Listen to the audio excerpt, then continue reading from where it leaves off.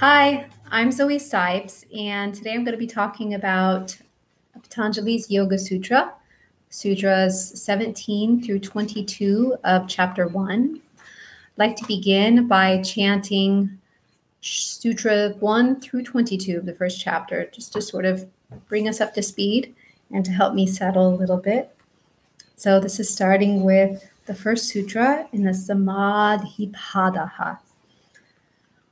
Adha Yoganushasanam Yogaha Chittavritti Nirodhaha Tada Drashtuhu Svarupe Avasthanam Vritti Sarupyam Mitaratra Vrittaya Panchatayaha Klishtaha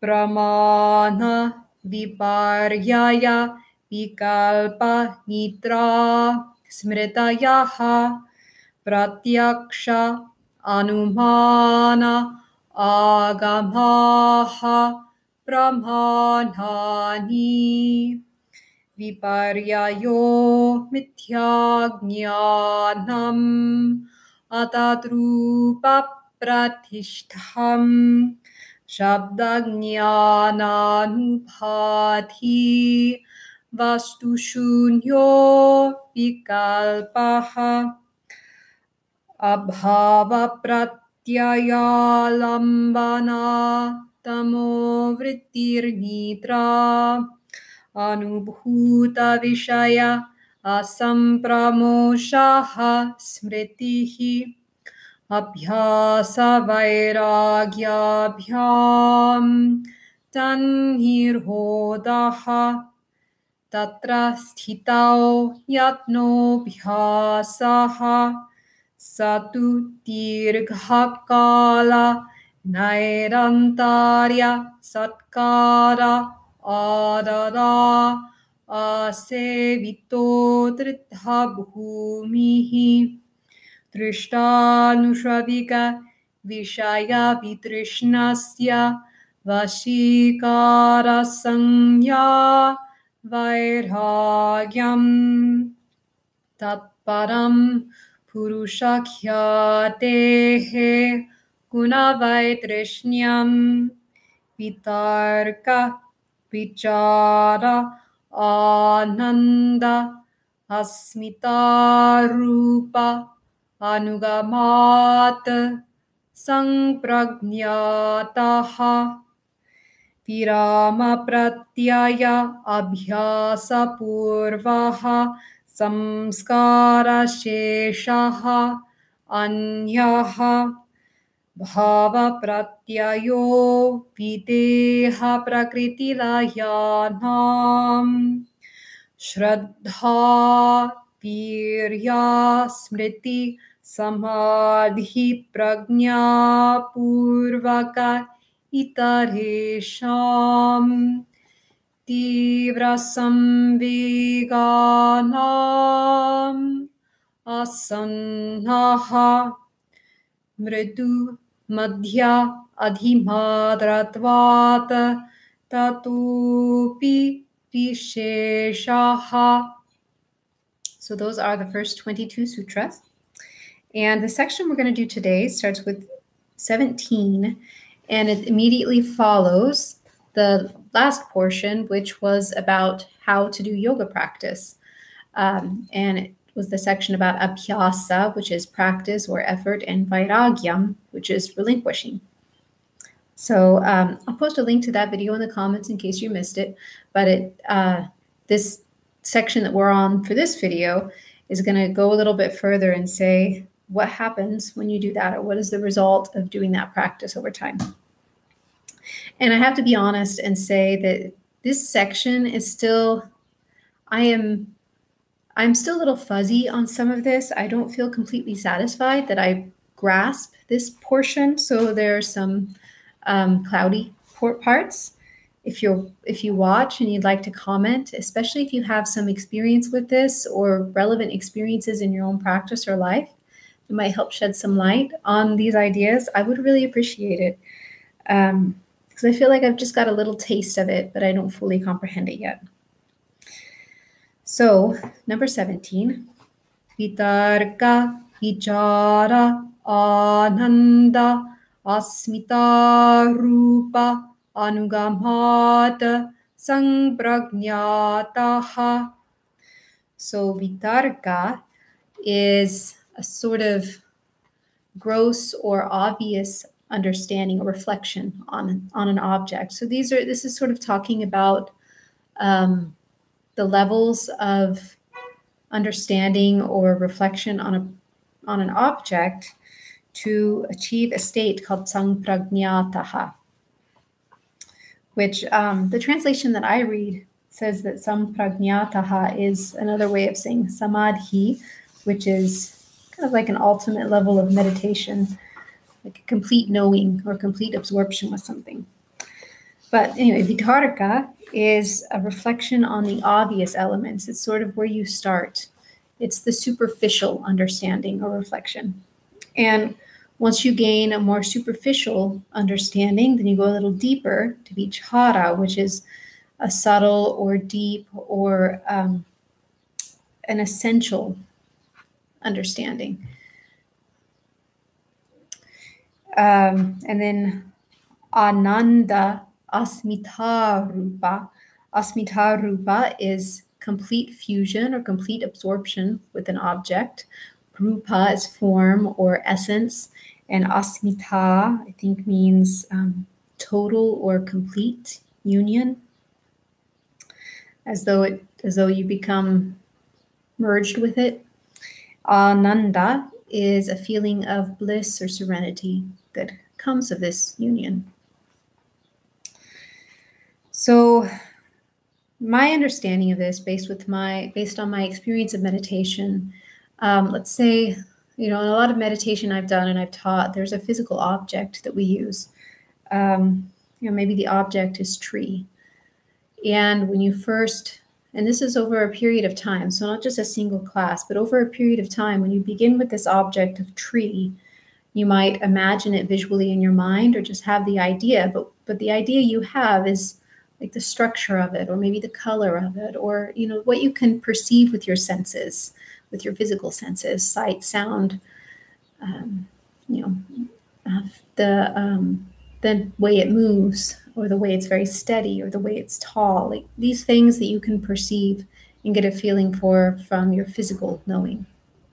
And then over time, as you reconnect with this object over and over again, eventually the understanding becomes more subtle, and it becomes, you begin to understand the nature of tree. You begin to feel, or for me, I feel like a tree. And I can connect to that feeling immediately rather than just the physical substance of it. And then later on, there's this way where you just are a tree. The tree isn't separate from you anymore. You connect to that feeling of being the tree instead. And that's very strong. So that is my experience of it. I would love to hear if you have some experience that's different. The rest of the sutra is anugamata, which is the gradual evolution or the continuous progress. And it's talking about these levels. So going from vitarka, the gross or obvious, to vichara, the subtle or deep, then to asmita rupa, the complete absorption or complete sort of knowing or ownership of this object. Then you arrive, you go through that process a number of times, you arrive at samprajñataha. This is the complete ownership or the complete knowing of the object. It's sort of a part of you in a way.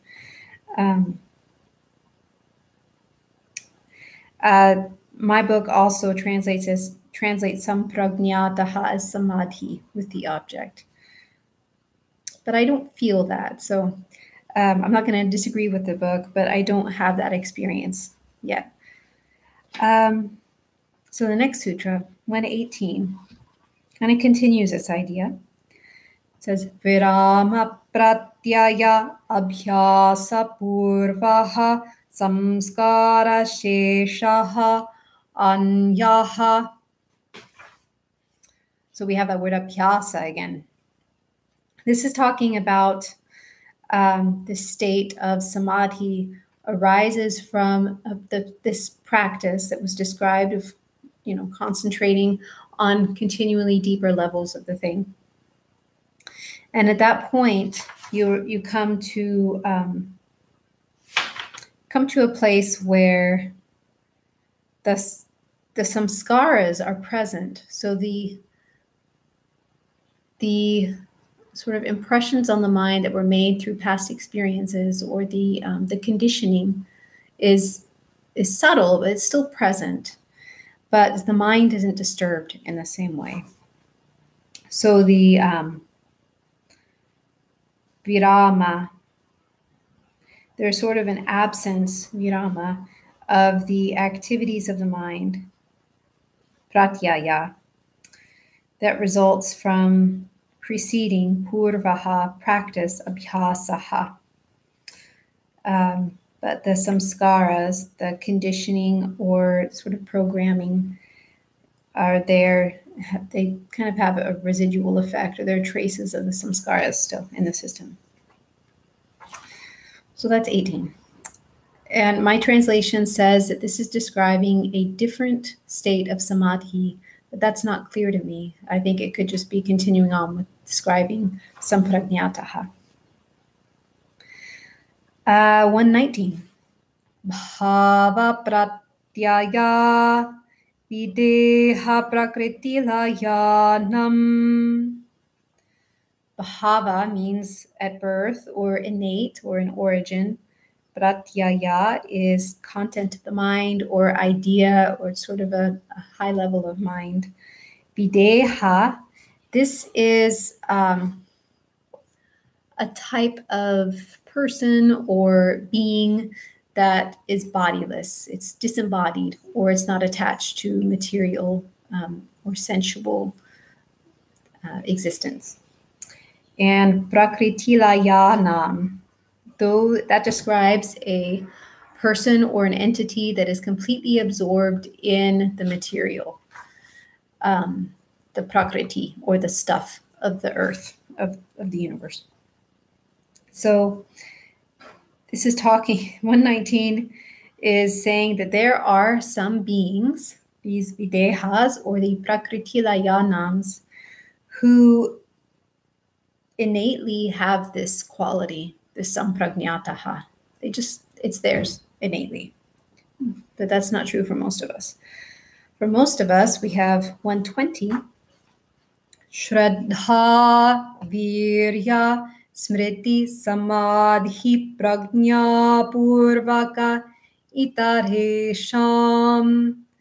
So for those of us who are not videhas or prakritilayanahas, we go through a process of, we have to cultivate the qualities of Shraddha, Virya, and Smriti.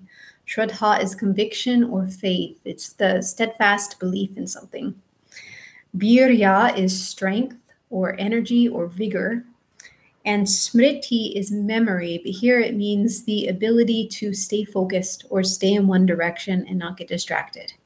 So cultivating these qualities will bring us to Samadhi Prajñā, the complete knowing of ourselves, or the spiritual knowledge that comes from, the process of meditation that was described before. So Itaresham means for the others, for the rest of us.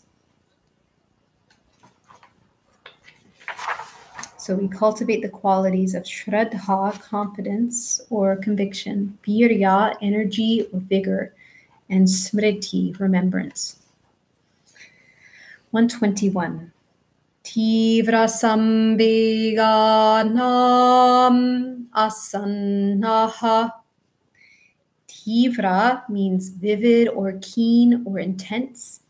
Samveganam, those with momentum or with enthusiasm, and asannaha means near the goal or obtaining the goal or reaching the goal.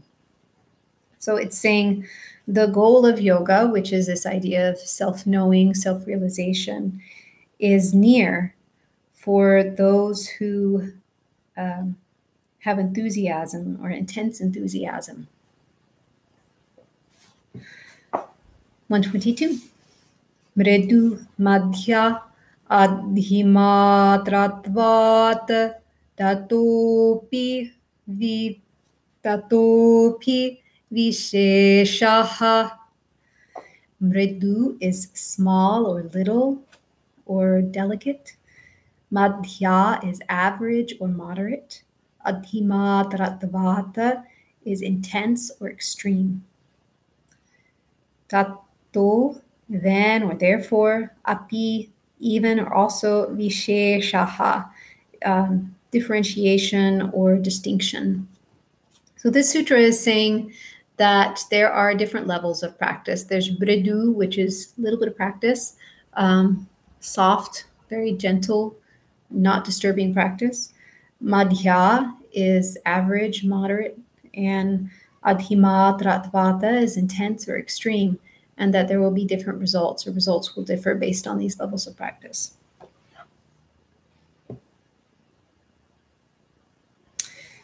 And my translation doesn't give this, but for me, it's not just talking about levels of yoga practice, like the intensity of your physical practice or the difficulty of your breathing or meditation practice. It's also talking about these other qualities, shraddha, virya, and smriti. So the development of these qualities, either being mild or moderate or extreme. Those are going to affect the quality of your practice and its results. That is it. Those are all the sutras we're going to talk about today. I am going to post a link to the former video in the comments, and I'm also going to post a link to the little worksheet I created that will give you a place to read the Sanskrit, or not Sanskrit, but transliterated Sanskrit English, if you do better reading while I'm chanting, and some word-by-word translation and a place for you to take notes. I would love to hear your comments. Feel free to put comments on the video. I want to hear what you think about these things, and if you see the results in your own practice or in your own life. I thank you very much for watching. Next week, we're going to cover Ishvara, the God part of the Yoga Sutra. So stay tuned. Thanks.